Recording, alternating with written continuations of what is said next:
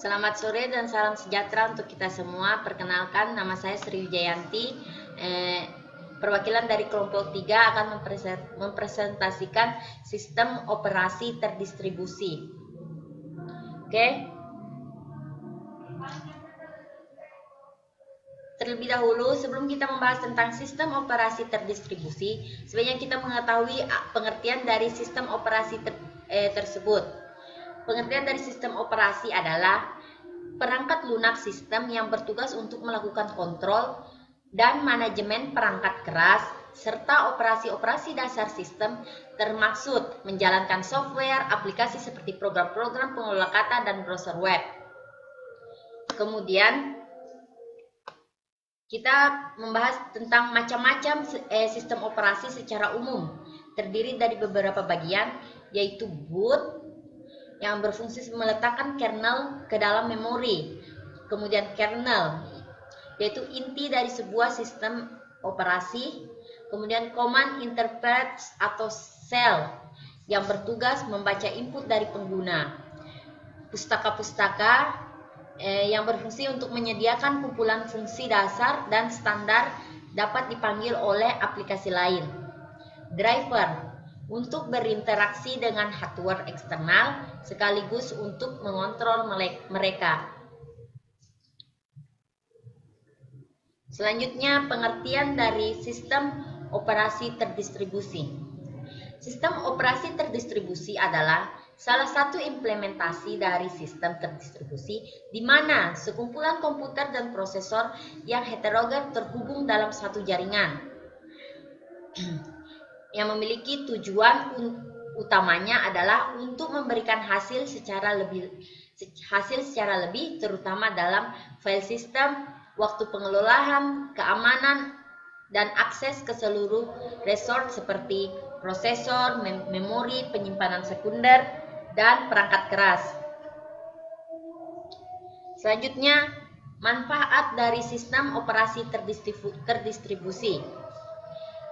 Shared resource.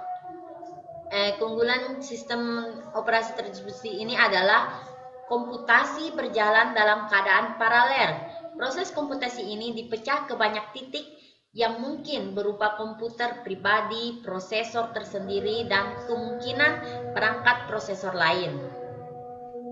Kemudian reliabilitas, di mana fitur ini merupakan fitur unik yang dimiliki oleh DOS. Ini adalah reliabilitas. Berdasarkan desain dan implementasi desain sistem ini, maka hilangnya satu node tidak akan berdampak terhadap integritas sistem. Berbeda dengan hardware. Kemudian yang terakhir ada komunikasi. Sistem operasi terdistribusi berjalan dalam jaringan dan biasanya melayani koneksi jaringan LAN dan WAN.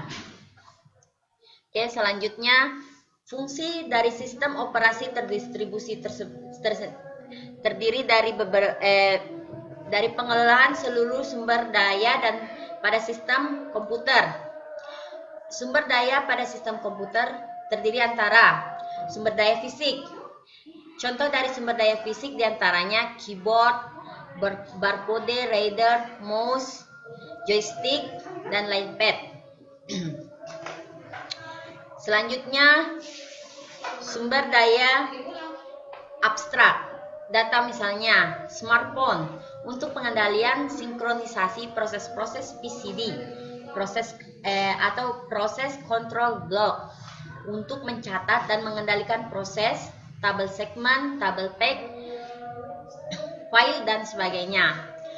Program yang berupa kumpulan instruksi yang dapat dijalankan oleh sistem komputer yang dapat berupa utilitas dan program aplikasi pengelolaan data tertentu.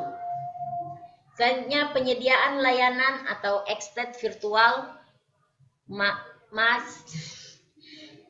Estate virtual. Sistem operasi menyediakan sistem call. Sistem call application programming interface yang berfungsi menghindarkan kompleksitas pemrograman dengan memberi sekumpulan instruksi yang mudah digunakan. Selanjutnya, komponen inti sistem operasi. terdiri dari manajemen proses, manajemen memori utama, manajemen berkas, manajemen sistem, manajemen penyimpanan sekunder, sistem proteksi, jaringan, dan command interpreter system. Oke, saya akan menjelaskan satu persatu dari fungsi sistem operasi tersebut, yaitu yang pertama, manajemen proses. Proses adalah keadaan ketika sebuah program sedang dieksekusi. Sebuah proses membutuhkan beberapa sumber daya untuk menyelesaikan tugasnya. Sumber daya tersebut dapat berupa CPU, memori, berkas-berkas, dan perangkat-perangkat I/O. Sistem operasi bertanggung jawab terhadap pembuatan dan penghapusan proses pengguna dan sistem proses menunda atau melanjutkan proses. Kedua, menyediakan mekanisme untuk proses sinkronisasi, menyediakan mekanisme untuk proses komunikasi, dan menyediakan mekanisme untuk penanganan deadlock. Selanjutnya, manajemen memori utama. Manajemen memori utama berfungsi sebagai tempat penyimpanan yang akses datanya digunakan oleh CPU atau perangkat I/O. Memori utama termasuk tempat penyimpanan data yang sementara atau volatile. Artinya, data dapat hilang begitu sistem dimatikan. Sistem operasi bertanggung jawab terhadap menjaga track dari memori yang sedang digunakan dan siapa yang menggunakannya, memilih program yang akan di-load ke memori. Kedua, mengalokasikan dan mengalokasikan ruang memori sesuai kebutuhan.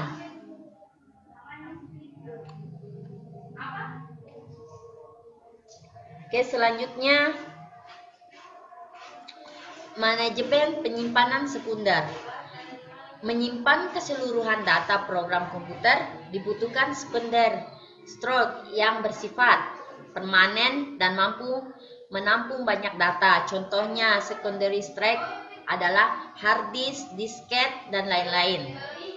Sistem operasi ini bertanggung jawab atas aktivitas-aktivitas yang berkaitan dengan disk management seperti free space management, alokasi penyimpanan, penjadwalan disk. Selanjutnya, manajemen sistem I/O. Sering disebut device manager. Menyediakan device driver yang umum sehingga operasi I/O dapat seragam membuka, membaca, menulis, dan menutup. Contohnya, pengguna menggunakan operasi yang sama untuk membaca berkas pada hard disk, CD-ROM, dan floppy disk. Kemudian, buffer menampung sementara data dari I/O ke perangkat I/O. Spooling melakukan penjadwalan pemakaian I/O sistem upaya lebih efisien. Menyediakan driver untuk dapat melakukan operasi rinci untuk perangkat keras I/O tertentu. Selanjutnya, manajemen berkas. Pengertian berkas. Berkas adalah kumpulan informasi yang berhubungan sesuai dengan tujuan pembuatan berkas tersebut. Berkas dapat mempunyai struktur yang bersifat hierarkis atau direktori, volume, dan lain-lain.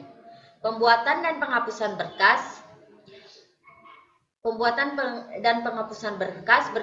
Bersifat direktori, mendukung manipulasi berkas, dan direktori memetakan berkas ke secondary store. Backup. Berkas ke media penyimpanan yang permanen, non-volatile. Oke, selanjutnya sistem proteksi. Sistem proteksi mengacu pada mekanisme untuk mengontrol akses yang dilakukan oleh program, prosesor, atau pengguna ke sistem sumber daya. Membedakan antara pengguna yang sudah diberi izin dan yang belum. spesifik the control ke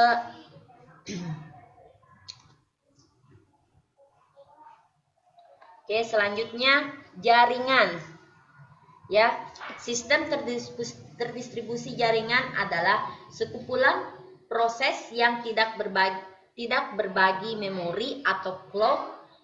Tiap prosesor mempunyai memori sendiri. Prosesor-prosesor tersebut terhubung melalui jaringan komunikasi sistem terdistribusi, menyediakan akses pengguna ke bermacam sumber daya sistem.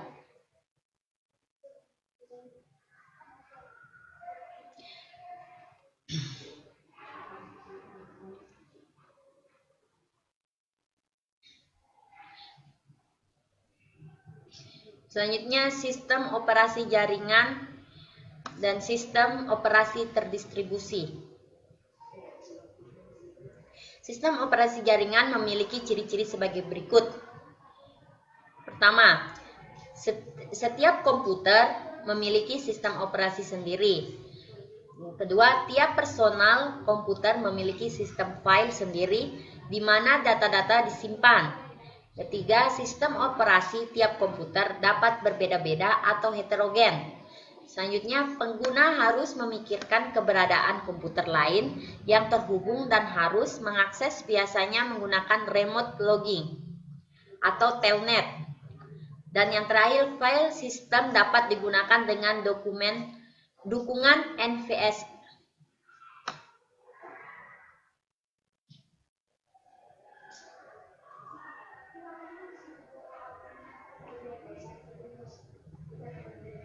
Selanjutnya, hardware sistem operasi terdistribusi. Sistem operasi terdistribusi pada umumnya memerlukan hardware secara spesifik. Komponen utamanya yaitu LAN, gateway, dan prosesor POL. Seperti yang diilustrasikan pada gambar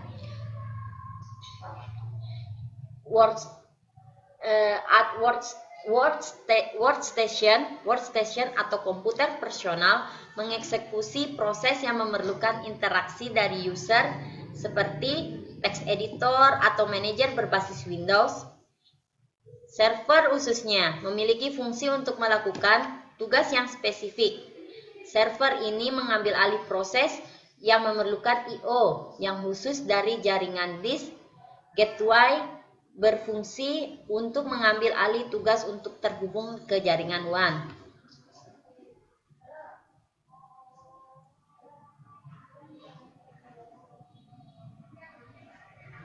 Selanjutnya, jenis sistem operasi terdistribusi.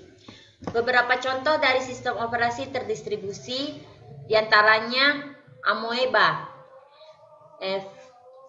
Amoeba adalah sistem berbasis mikrokernel yang tangguh yang menjadikan banyak workstation personal menjadi satu sistem terdistribusi secara transparan. Sistem ini sudah banyak digunakan di kalangan akademik, industri, dan pemerintah selama sekitar 5 tahun. Jenis sistem terdistribusi yang kedua yaitu Chorus atau Sun Microsystem. Chorus merupakan keluarga dari sistem operasi berbasis mikrokernel untuk mengatasi kebutuhan komputasi terdistribusi tingkat tinggi di dalam bidang telekomunikasi, internet networking, sistem tambahan, real time, sistem Unix, supercomputing, dan kegunaan yang tinggi. Multi-server Chorus atau MIX merupakan implementasi dari Unix yang memberi kebebasan untuk secara dinamis mengintegrasikan bagian-bagian dari fungsi standar di Unix dan juga service dan aplikasi-aplikasi di dalamnya. Jenis sistem operasi selanjutnya yaitu Bluenix atau University of California, Berkeley. Workstation dengan modem tidak memberikan hasil yang baik untuk membuat eksekusi suatu sistem operasi terdistribusi. Hasil penelitian ini untuk menempati resource untuk performa yang lebih baik. untuk aplikasi paralel maupun yang seri berurutan. Realisasinya, maka sistem operasi harus menjadwalkan pencabangan dari program paralel, mengidentifikasi ide resolve di jaringan, mengizinkan migrasi proses untuk mendukung keseimbangan loading dan menghasilkan tumpuan untuk antar proses komunikasi. Oke, selanjutnya